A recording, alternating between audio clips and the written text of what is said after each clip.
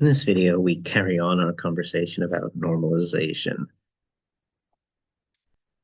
So we're back to the idea of the primary key and its importance in the sort of normalization, decomposition of a table into smaller tables that reduce redundancy. And so we remind you that the primary key is an attribute or a set of attributes that uniquely identify each row in a table. And then we can talk about how things depend on that sort of concept of functional dependence, how things depend on this primary key. Well, everything is functionally dependent on the primary key. That's what the primary key means, that I can determine each thing.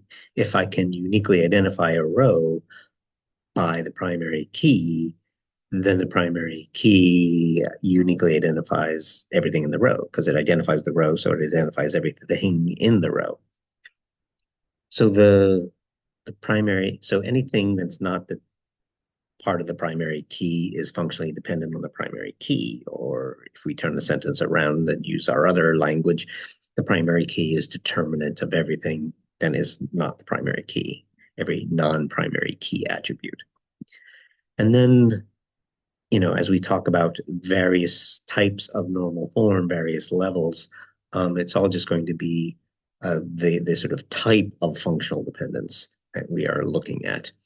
And then toward the end, we'll introduce the concept of candidate keys. We'll see that some redundancy is not getting gotten rid of depending on our choice of primary key. So to get around this issue, we'll talk about we'll generalize our notions and introduce or or bring in the idea of candidate key as well as primary key.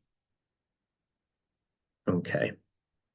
So if we have a primary key and it is composite, if it has multiple fields, then we can start to talk about and those that set of fields that make up my primary key are determinant of everything, but we can look at all of the fields in our table individually and ask, are any of them uh, dependent on only a part of the primary key, or is a part of the primary key determinant of any of our fields?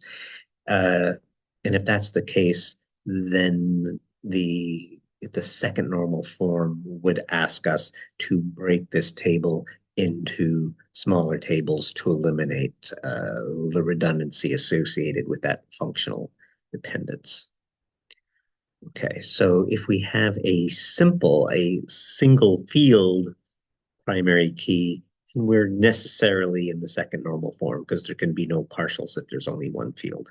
But if we have a composite field primary key, then we may need to break the table down to arrive at the second normal form. And usually this is like a sort of a cascade. You usually go uh, to the first normal form, then to the second, then to the third.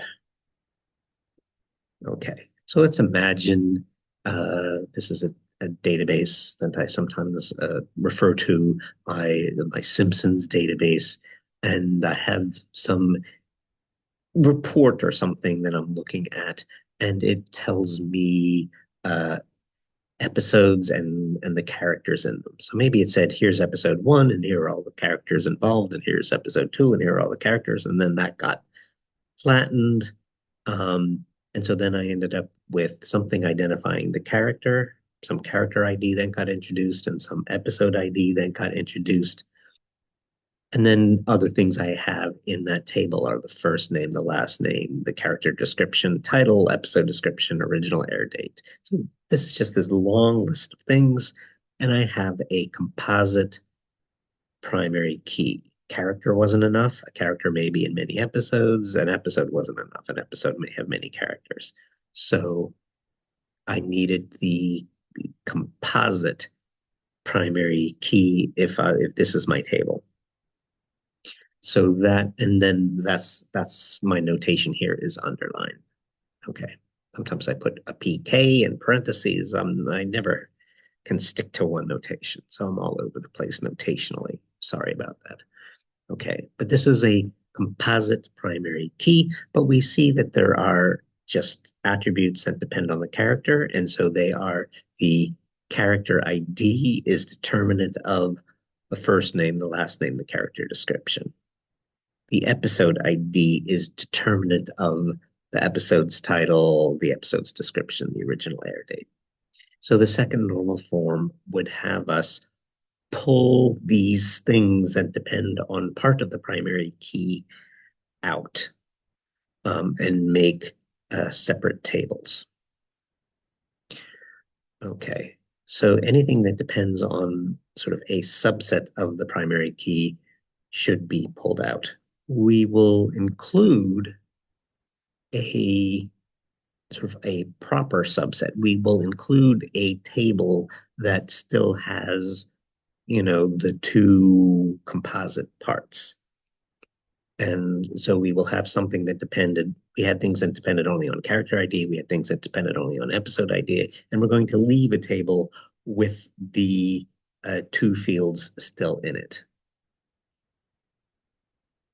Okay, so we have a character table with the character ID and last name and first name and character description. And we have an episode table with an episode ID and a title and an episode description and an original date. And then we have episode feature, meaning it features a character with a character ID and an episode ID. And this last one it's easy to lose track of because you're pulling things out and then you forget that something may, when you're pulling all these things out, that there was no field uh, in the original table that depended on the two things, but the relationship between the character and the episode did depend on the two things. And so we can't eliminate that table or we will lose the relationship. We want what we call the lossless join property. So as we make tables to eliminate redundancy, we still want to be able to get back to the original. So we want to be able to join these tables together and these three tables together, we want to be able to join them together and not lose any of our information. Now, here's an example of we have a state symbol and the name of the state and the state capital, and some people sort of associate with that, representing that state or something like that. And we said that a primary key here could be eventually we might want to introduce like a person ID, but for now we'll take the first name and the last name. And that was enough because I can look up the person and figure out what state they represent. So this is in the second normal form. We see that there's redundancy, Pennsylvania, Pennsylvania, Pennsylvania, but it's not a problem at the second normal form. And this is why, of course, there's a third normal form. So third normal form is transitive. So if A is determinant of B and B is determinant of C, then that is a transitive dependence. And the third normal form says if you have any transitive dependence on the primary key, then pull that out. So here what we have is transitive. The first name, last name combo is determinant of the state symbol, and then the state symbol is determinant of the state name and the state capital. So that's a transitive dependence. And so the third normal form will tell us to decompose this table, to strip out that transitive dependence. And so we will break that one table into two, and we will have the last name, the first name, and the state symbol. So we will still have the person information. We will know that what state they represent. And then the repeated stuff, the state symbol, PA, Harris, Pennsylvania, and Harrisburg, that only has to appear once now in this table. Now, if we join these tables back together, we will get back to that sort of very, that redundant flattened table. And so we can get back to where we wanted to go, but in the tables we actually store in the database, we reduced that redundancy. That's our goal. Okay. Now we're looking at other transitive dependence, another example. I love examples. The more I do, the more I sort of think I understand it, the more examples I can work through. So I have some customer. I'm going to identify the customer by a customer ID and have a last name and first name, a street, a city, a state, a zip code, a state tax code, a state tax, and a city tax. So they're a customer. They're buying something from me. I need to know where they live so I can deliver something to them. And then, from being proper business, I need to charge tax. And that may depend on the state, that may depend on the city. Okay. Now it's just a customer table with a customer ID, so that is just a single field, and so there's no problem with the second normal form. This is automatically in second normal form. There's no partials, there's only one field in the primary key. But there are some transitives. So the state tax depends on the state. The city tax probably depends on the city and the state. Philadelphia has a city tax, but you have to distinguish it, Philadelphia, Pennsylvania from Philadelphia, Mississippi. So you probably need city and state determining city tax, but state alone can determine the state tax. And then you might just say that, you can get it all out of the zip code. So here we go. So let's pull out and again, so that was some transitive. So the customer determined the zip code, and the zip code determined other things. So here's our broken apart table. Customer, last name, first name, street, and zip code. And then the zip code could determine the city, the state, the city tax, and state tax. And then we can break it down a little bit further, possibly. But we have to watch a little bit about zip code. So we should always ask questions. Is this, sort of really true? And it depends a little bit what you mean uh, by zip code.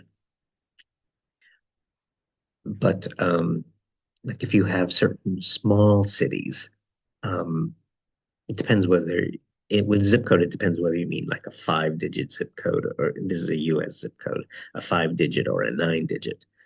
Um, Sometimes for certain small, you know, uh, boroughs or something, they may have to be forced to share a zip code um, of the at least of the 5-digit variety. So zip code might not. It certainly would determine state, I think. I don't know any counterexamples of that, but it might not determine city. So it depends what you mean by zip code. So I might need city determining zip code rather than the other way around, depending on how many digits are in my zip code.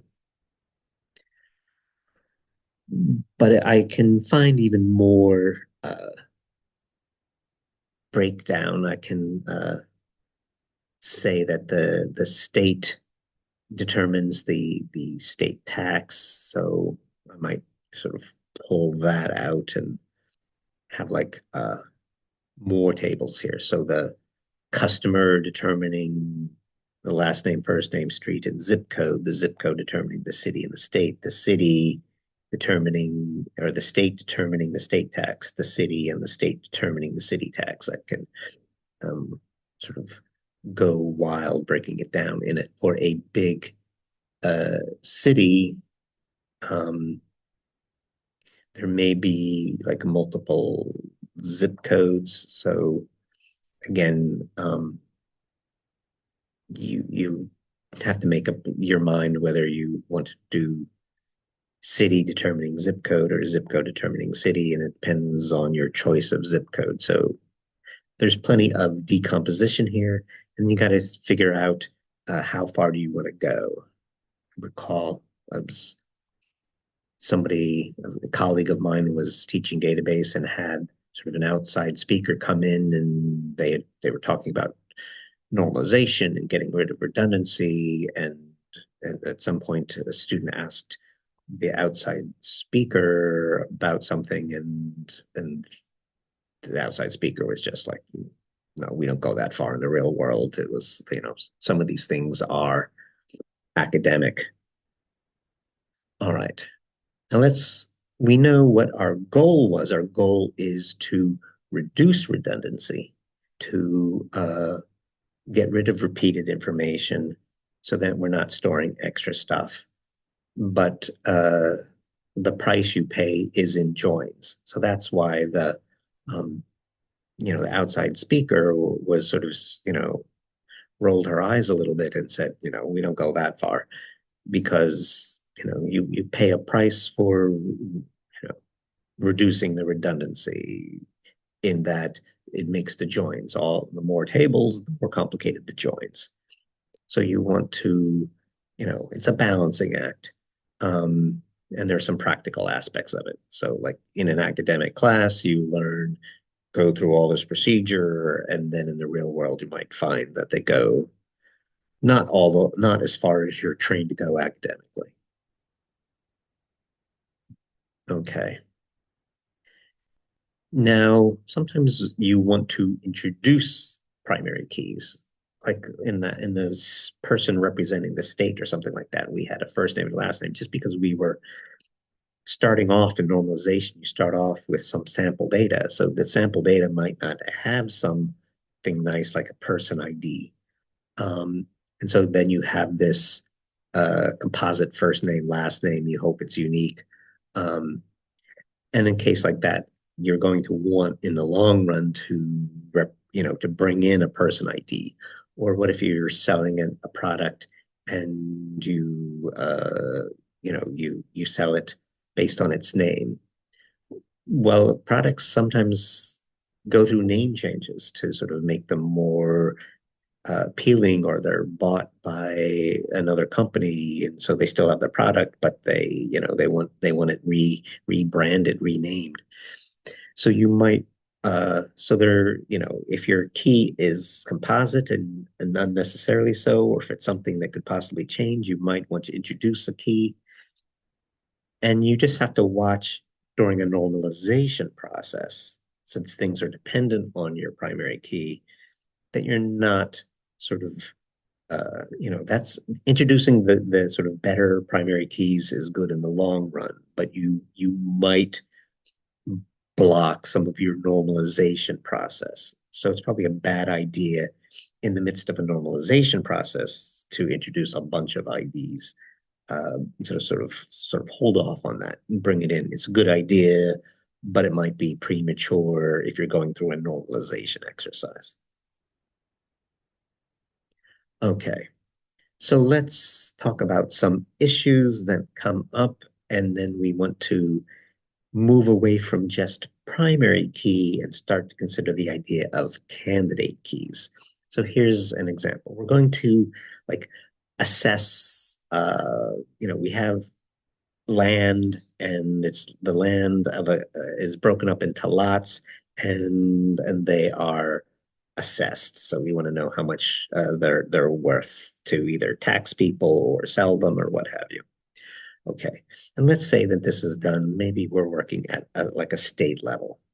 Okay, so the uh, every county is broken up into lots. So there's a lot ID within a county, but then counties are broken up into municipalities. So there might be cities and townships and so on.